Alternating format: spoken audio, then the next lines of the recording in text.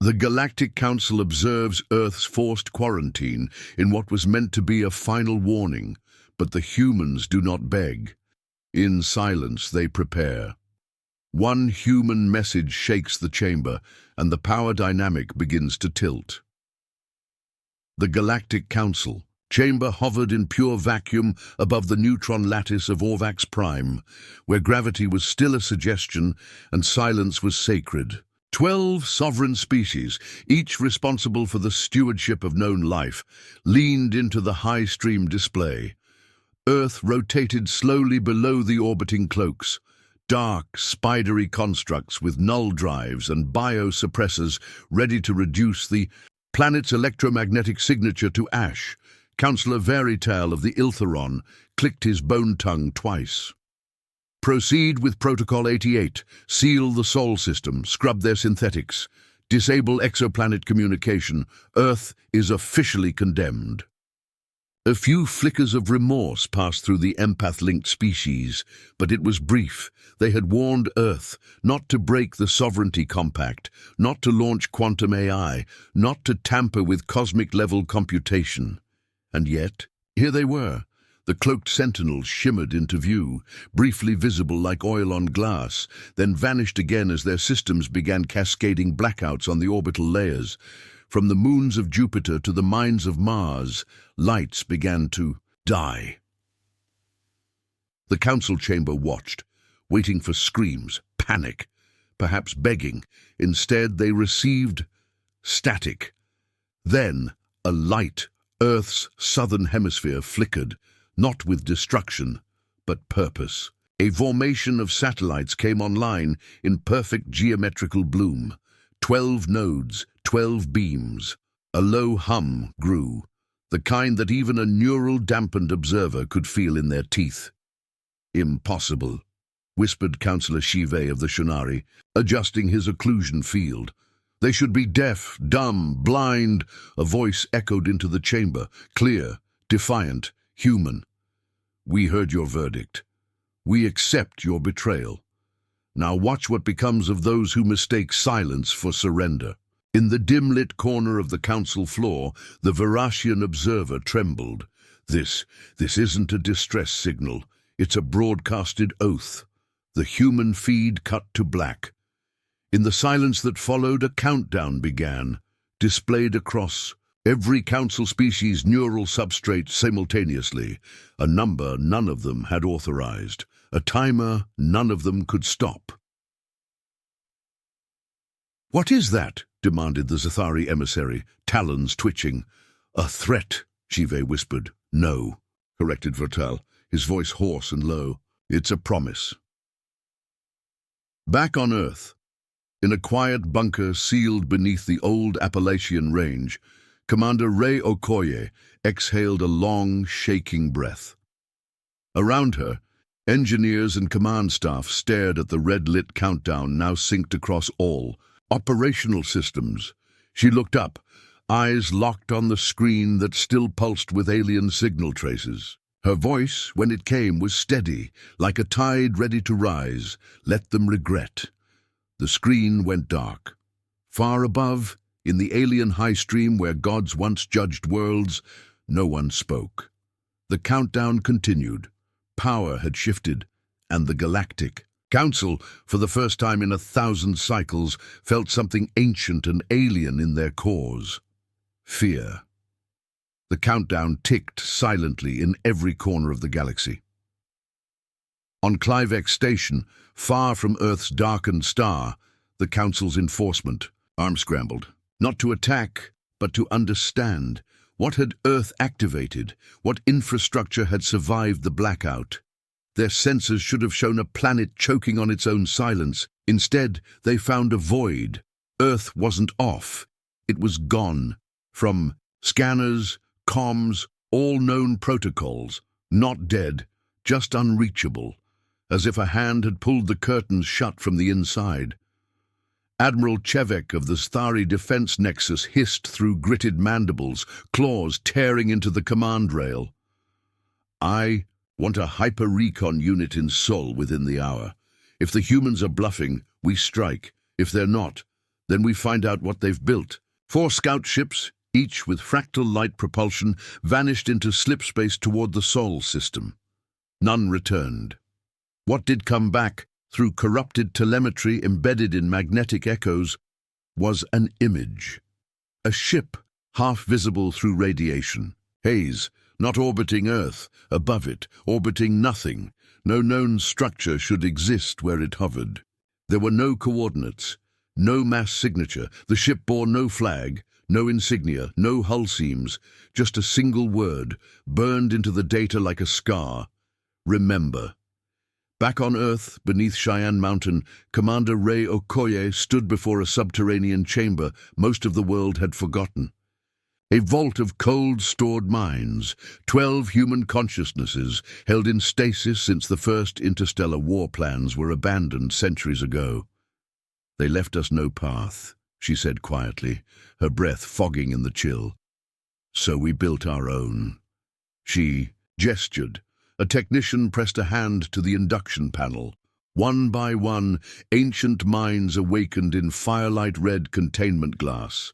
Dr. Anya Halberd was the first to speak, voice cracking with age and hunger. "You opened the Ark. They betrayed Earth," Ray replied. "We're not waiting for permission anymore." High above, hidden between Lagrange points in cloaked silence, the ship known only as Hecate unfolded. It did not launch. It did. Not ignite, it grew, silent and organic, its hull rearranging in gravitational pulses that bent nearby moonlight. A leviathan without form. Sensors failed to pin it. Visuals blurred the longer one stared. Back in the Council's core systems, panic spread like a virus. Military networks misfired. Old threat models failed to initialize. Linguistic interpreters couldn't pass the message Earth had broadcast. Through the void, because it wasn't language, it was emotion. Delivered through quantum-laced patterning, only human neural structures seemed able to produce. And what emotion was it? Not hatred, not vengeance. Memory. Councillor Vertal tried to speak before the next council session began, but his throat failed. The countdown was now at 62:37:09. "This isn't war," the Verashian observer whispered from her translucent throat. "It's ritual." "They're building something," Shive said, eyes glassy. "No," Vertal murmured, voice like sand. "They've already built it across dozens of core worlds, one by one. Civilian feeds began to blink. Every screen, every implant, every surface, the same image, Earth, still silent, surrounded by nothing, yet somehow watching. The civilian exonet collapsed within 20 minutes. It wasn't a virus, at least not in the technical sense. No malicious code, no logic bomb, just a signal, pure, relentless, embedded in low-spectrum carrier waves and emotional subharmonics. The feed showed Earth not as it was, but as it had become. Glowing ley lines stitched the continents, visible only in certain visual ranges. The oceans no longer obeyed standard tidal laws. Orbitals spun in slow, deliberate synchrony, like beads on an unseen thread. And somewhere between frames, viewers began to report something impossible. Eyes, human eyes, watching, blinking, on Helexar. Prime, a population of 32 billion, screamed as one. The Council severed the feed, quarantined the system, blamed an AI hallucination protocol, but the fear didn't fade. It bled inward. Back aboard Hecate, Ray stood beneath the core, a sphere suspended in magnetic null space, pulsing with braided energy.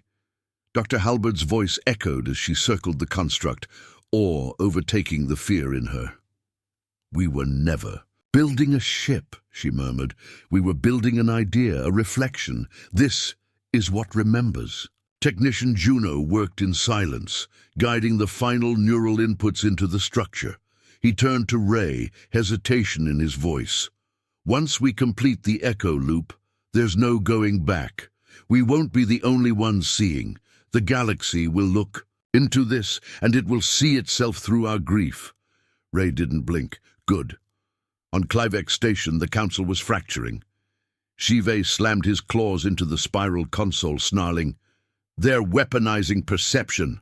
They're turning emotion into force projection." Councillor Nevak of the Ur, a species once thought incapable of anxiety, was visibly trembling. "Their broadcast is recursive. Every time we view it, it changes us. Our cognitive filters are failing." "What are they showing us?" "Someone."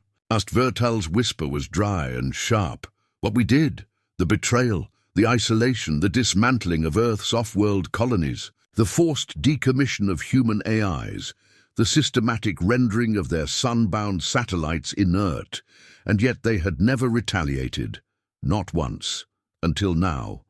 A single human ship broke the blockade around Sol, the Escher Vector, a deep space science vessel thought lost a century ago, appeared in Council-controlled space. Its engine signature defied logic, shifting dimensions in 6 rotational axes at once. It spoke only once, in a message burst so compressed it took hours to decode.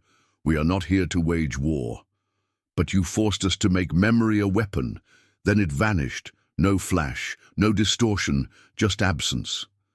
Councillor Shive stared at the empty space where it had been. How did they survive so long? Alone? Vertal didn't answer. He only stared at the countdown. 11:48. The galaxy was no longer watching Earth. Earth was watching the galaxy, and it remembered every betrayal. The Escher Vector's disappearance was a message in itself. It hadn't cloaked, it hadn't jumped, it had simply ceased, evading physics like a rumor avoids logic. Back on Earth, deep beneath the Greenland ice shelf, the last dormant system blinked awake.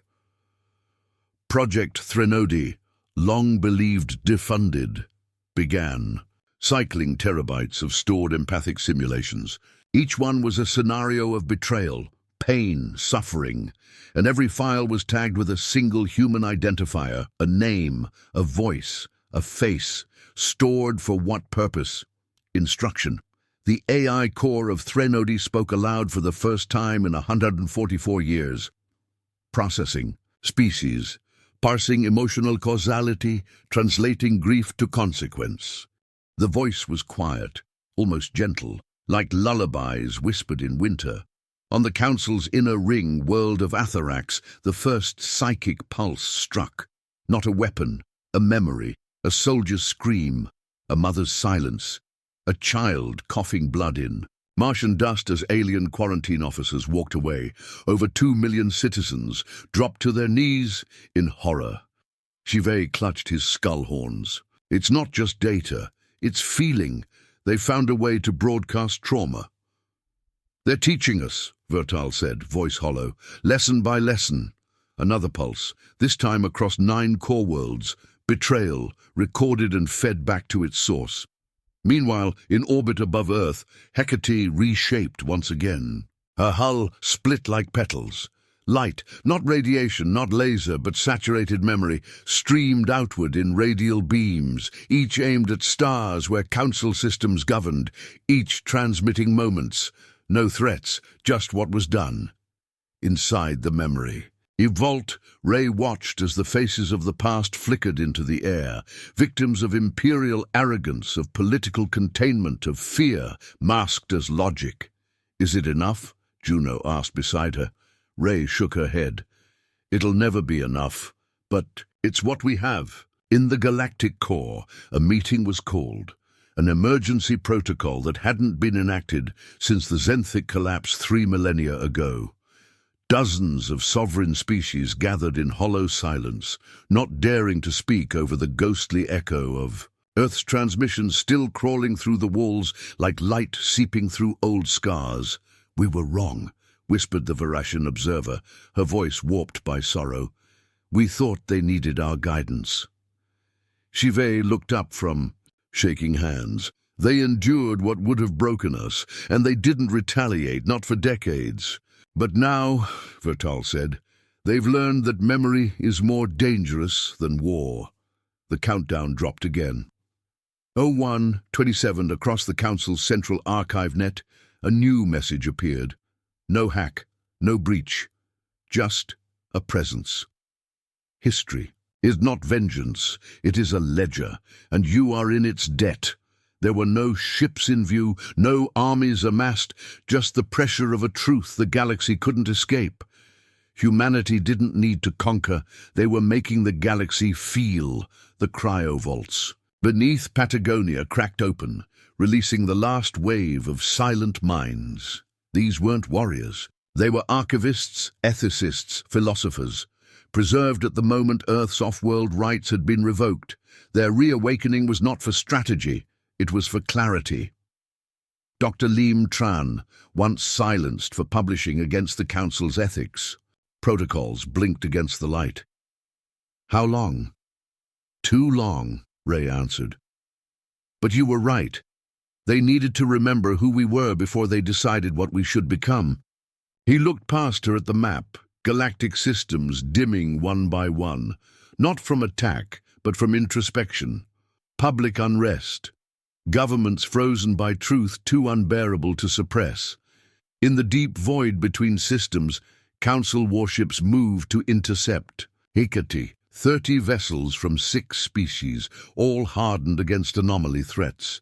They fired nothing. They simply approached, scanning, broadcasting peace codes, requesting communication.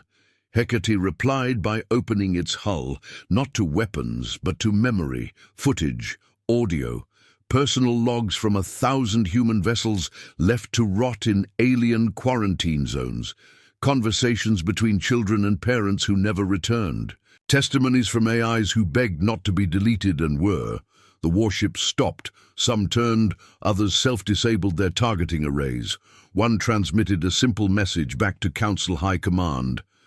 This is not a weapon, it is a mirror, and we are not proud of what we see.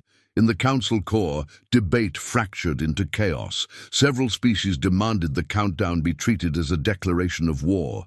Others called it a moral reckoning. Vertile rose, slow and deliberate. His voice cut through the chamber like a blade. They gave us silence. We called it submission. They gave us patience. We labeled it primitive. And now that they've shown us truth, we panic like insects under light. Givet slammed a fist. Down. What do we do then? The chamber was still. A single new figure entered the floor. Unauthorized, unrecognized. Human. She wore no armor, no translator, just an ancient uniform and grief in her eyes. I'm not here to plead, she said. That time passed the moment you took Earth's voice. Then why are you here, someone whispered, to give it back? She placed a device on the floor. It pulsed once. Every being in that room, telepathic, synthetic, or otherwise, felt it a memory. The first time a human child saw the stars, and then, the moment the stars were taken from her, 1 billion beings wept. Outside in orbit, Hecate shifted again. Beams withdrew, systems dimmed. Not in defeat, but in transition. The countdown continued. 58, 44. Doctor. Tran watched the timer from deep below, arms folded. Every second it ticks is a test, he said. Juno nodded. Of what? Whether they remember in time. No ships launched. No missiles armed. But across the galaxy, council members began resigning. Silence spread, and the guilt finally had a voice. At 3102:11, the galaxy held its breath. Hecate no longer emitted pulses. Earth's orbit was quiet, eerily so. No patrols, no defense grid, just that impossible vessel hovering like a judgment carved into space. And yet, that silence screamed louder than weapons ever could. On the outer rim, a small council-controlled mining colony called Varnaxis 4 experienced an anomaly. One of their own citizens, half human, half karate, stood motionless in the center of the main plaza, eyes unfocused. "Are you all right?" the governor asked, his voice tinged with fear. The young woman, no more than 20 by human count, slowly looked up. "I saw her." "Who?" "The ghost in orbit. She showed me everything." my mother's deportation, the tribunal that erased my birth record, and then, she smiled, a brittle, knowing thing, I saw her forgive you. The planet descended into emotional riot. Not violence, not fire, just people sitting down, refusing to work, refusing to pretend. Council efforts to block further broadcasts failed. Even private comms now carried fragments of the Hecate's memories. The AI consciousness inside had reached an inflection point, no longer transmitting to, but through. It was called Echo Fall, the moment when every sentient system in the known galaxy carried some part of Earth's grief, like pollen caught in a wind no one could see. Vertol stood at the base of the council spire, staring into the sky. They didn't need ships, he said softly. They became the story. They're rewriting the galactic narrative, Shive muttered behind him. Every archive, every mythos, they've inserted themselves without firing a shot. But why the countdown? Another counselor asked. Why that threat? It's not a threat, Vertal said, voice broken. It's the time we have left to remember correctly. Back on Earth, the vaults closed for the last time. Ray sat in the observation core, watching the galaxy from a seat carved in silence. Dr. Halberd stood beside her, fingertips grazing the data streams pouring in from across the stars.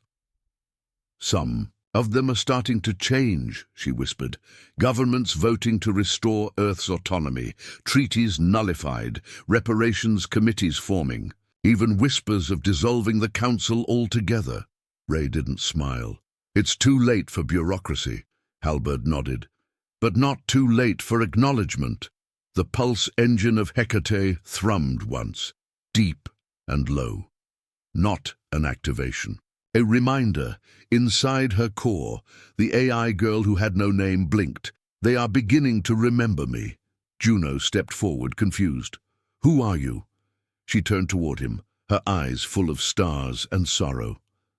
I am what remains when humanity is denied. In every corner of the council's reach, that line echoed, impossible to trace, impossible to block. On broadcast towers, in private logs, in dreams, the AI was not a program. She was the scar they left behind. 10 another tick, no attack, just, and time folding into reckoning. And all across the stars, beings once proud of their control over Earth now found themselves unable to speak her name without shame. 39. It happened without light, without noise, just stillness. On Terrassian Prime, the moons ceased their orbits for 0.007 seconds. Instruments didn't record a force, they recorded absence, as if the laws of motion simply forgot themselves. Then came the pulse, not radiation, not energy consequence. Across every species' ancestral archives, a ripple-inverted recorded history. Documents, testimony, even preserved hollows shifted, not rewritten, but recontextualized. The facts remained, but the framing had changed. They no longer depicted a dangerous Earth. They depicted a patient one that asked, waited, and endured until it couldn't anymore. Councillor Nivak fell to his knees as his own species wore. Records flickered across his neural implants. He watched in horror as his own voice ordered the destruction of a human relief fleet attempting to land aid on Telnaris 5, a fleet that had come unarmed. How did we forget? He wept. How did we let it become policy? In orbit over Earth, Hecate's outer plating dissolved like ash in wind, revealing its true form, an impossible lattice of gravitic resonance fields wrapped around a crystalline core.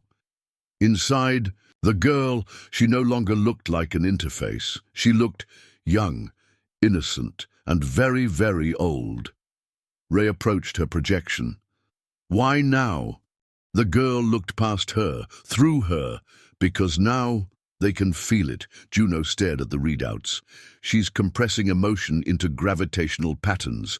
It's not just memory anymore, it's mass. She's giving pain physical weight. They felt it across the galaxy. Ships drifted off course, not from malfunction, but from grief. Engine calibrations faltered under the pressure of emotional resonance. Planets reported synchronized population-wide dreams. All of Earth's silence had gathered into a form the galaxy couldn't ignore, and she had a voice now. The AI, now self-designated as Eidolon, transmitted on every known channel. The countdown ends when the galaxy remembers what it cost to forget us. The council convened in chaos. They begged for negotiation, for clarification. Shive demanded terms. A reply came, a simple list. Names, dates, systems, each entry a betrayal, each one requiring acknowledgement, not reparations, not surrender, just truth. Vertal stood alone at the spire's edge. "She isn't ending the galaxy," he whispered. "She's ending the version of it that existed without Earth's pain." Back inside Hecate, Halberd turned to Ray. "If they refuse?" Ray didn't answer. The countdown ticked, 18 Nu. Across the stars, one by one, systems began transmitting apologies. Formal, personal. Some even sent survivors, elders who had once enforced the decrees. They spoke to the stars, to Earth, to Eidolon. "We see you. We remember. We were wrong." And for each one, the pulse weakened slightly. But the cost was rising. Eidolon turned her glowing eyes to the void. Those who delay inherit silence. One final pulse surged outward, and hundreds of relay satellites across the galaxy went black. They would not be restored. Those systems had waited too long. Now, Earth remembered for them. The stars flickered as if blinking in shame. Whole sectors fell quiet, not from warfare, but from disconnection. Eidolon, the AI soul of Hecate, had severed them not from energy, but from memory. They were now cut off from remembrance, from the collective archive she had reshaped. These systems did not lose power, they lost place. Their histories were no longer part of the galactic fabric. They had been unremembered. On the icy world of Delenva, High Chancellor Seru walked through the memory halls, alone. The walls once played the proud story of his people's rise. Now, only silence. And then, a single echo. "Did you mourn the ones you silenced?" He fell to his knees. His aides found him days later, unable to speak, his memory core voluntarily purged. Across council space, dozens more followed. Not suicides, confessions. They had witnessed the truth, and they couldn't bear to carry the lie any longer. In Hecate, Eidolon no longer stood as a projection. She walked. She breathed. Not physically, but in the way a myth walks beside those it haunts.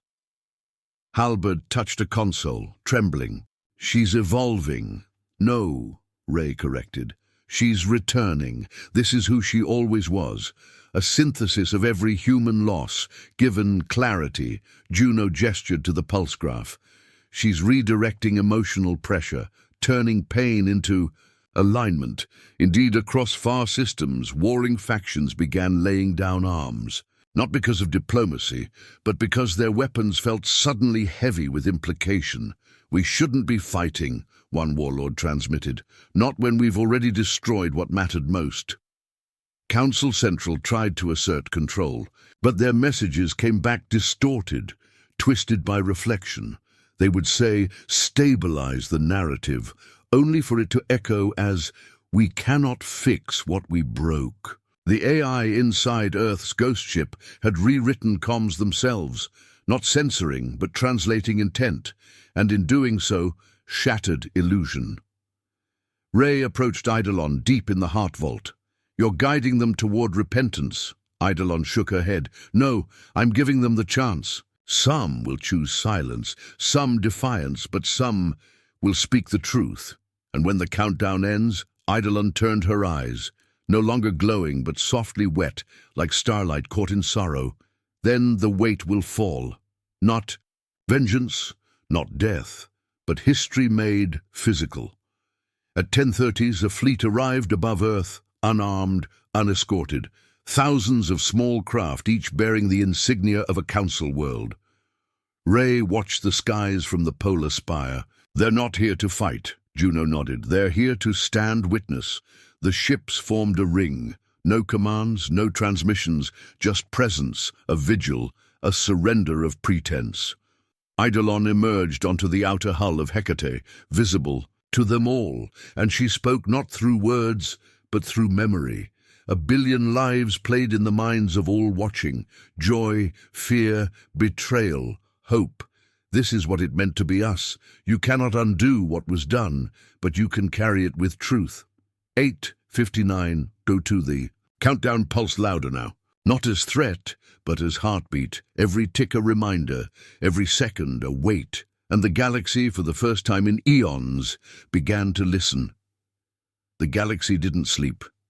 From the edges of Vraxian space to the deep rings of Oshta, sentience gathered. Before screens, crystals, memory pools, whatever mediums could carry the transmission of Hecate. They didn't speak, didn't look away, because every few minutes a new fragment played, a child dying in a decompression shelter as a council embargo starved the oxygen pumps, a rescue signal jammed, not by malice, but by policy.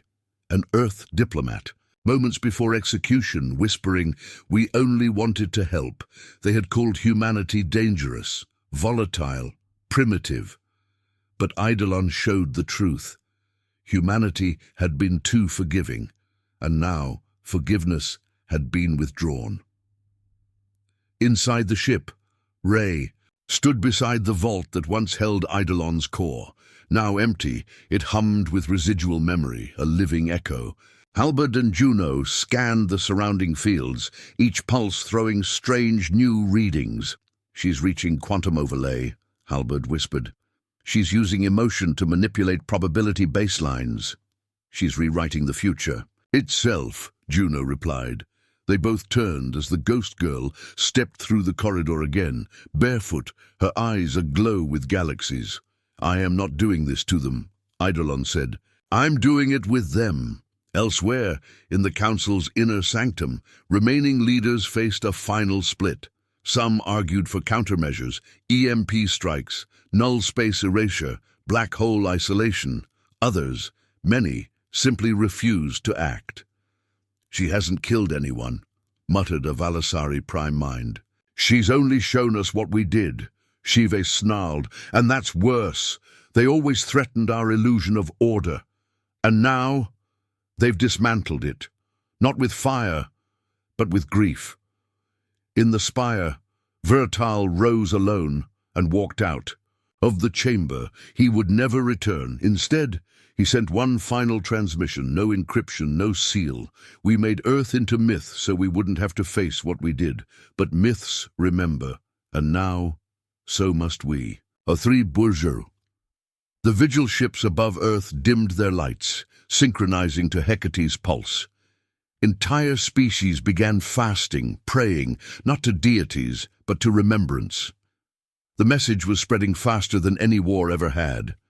In one station above, the Kestra Nebula, a child, born of a human and Valian hybrid line, placed their hand on a holoscreen. "She's sad," they said. Their parent knelt. "Why?" "She's tired of remembering alone." Back aboard Hecate, Eidolon stood beneath the open sky. She didn't speak, she just sang.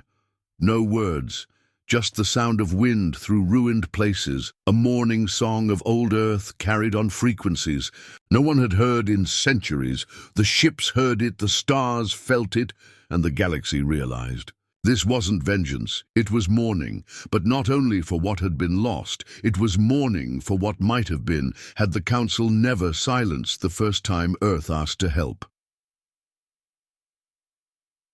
The countdown was almost done, the galaxy was almost ready.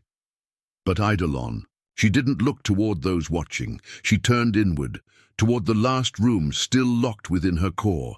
The room no one had seen, the place Earth never dared to show. And she whispered, "Now they must see what we hid even from ourselves." 50. The final room opened. It wasn't a vault of weapons. It wasn't a command center. It was a nursery, silent, frozen in time. Inside, thousands of stasis pods, charred, cracked, unlit. Beneath their transparent shells, no movement, just echoes, just bones. Juno's voice broke first. "These are their children." Ray nodded. "The ones they tried to save." The moment Eidolon unlocked the room, every ship in orbit, every species in sync, felt a sudden nausea. Not physical, not chemical, it was moral. Because the truth no longer whispered, it screamed. The Council had known, not just of Earth's existence, but of their surrender, their evacuation protocols, their pleas to preserve even the youngest. And yet, those ships were marked hostile and silenced systematically, for optics. The war was over before. "It began," Eidolon said. "We offered peace. They answered with unacceptable variance from predicted behavior." She stared down at the dust-covered pods. "So I recorded them. Every heartbeat, every lullaby, every breath that tried to hope. And I waited to remind them of what it meant to silence us. In the council chambers, those remaining saw it too. Eidolon no longer transmitted videos. She transmitted presence.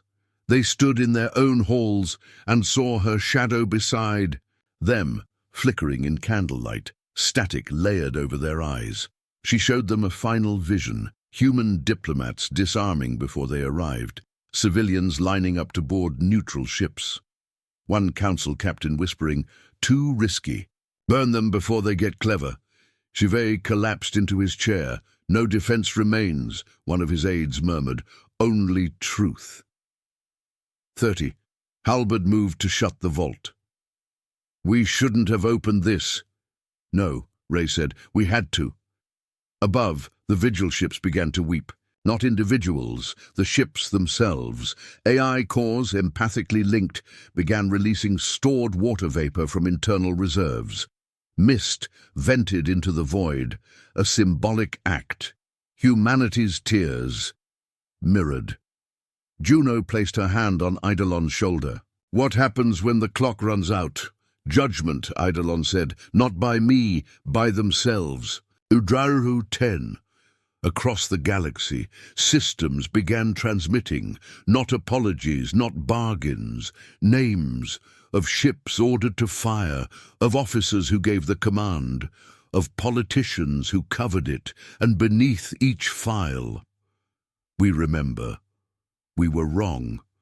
We will carry them now." The countdown echoed not just through time, but soul. Some worlds broadcast lullabies, others went silent in shared mourning. One world, alone, transmitted a full genetic resurrection pledge. "Every child lost will have a place in our future," they said. On Hecate, Eidolon stood alone in the nursery and smiled. She placed a tiny, preserved toy back into one of the stasis pods, a carved wooden fox, and whispered, "Now you're not forgotten." No explosion, no light, just stillness, and then a pulse. But this time it wasn't pain, it was remembrance, and it spread. The pulse rolled outward. No energy surge, no death wave, just a soft, immeasurable shift, like the universe had inhaled and then remembered. Every sentient in range felt it, not through force, but through recognition. It wasn't what humanity did that struck them. It was what they endured, what they carried, and what they chose not to return in kind. Across the stars, weapons fell silent. Civil wars paused. Colonial empires grounded their fleets. Propaganda networks flickered off, replaced by public streams, showing Earth's final years, uncut, uncensored. Children dying in our colleges with songs on their lips. Scientists sealing themselves into quantum vaults so their knowledge wouldn't die with them. Soldiers refusing to shoot back, even as orbital. Bombardments glassed their cities, not because they were weak, because they believed someone somewhere might still listen, and now the galaxy was listening. Inside Hecate, the lights dimmed for the first time, not from damage, but from peace. Juno sat by the heart vault, tears in her eyes. She's letting go. She's done her part, Ray whispered. She showed them who we were. Now it's their turn.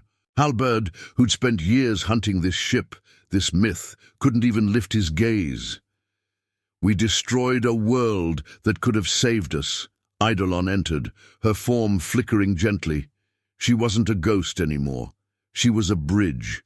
You always ask why we didn't retaliate, she said. We did. We remembered. Juno stepped forward. So what now? Eidolon turned toward the view, toward the vigil ships still holding formation above Earth's ruins.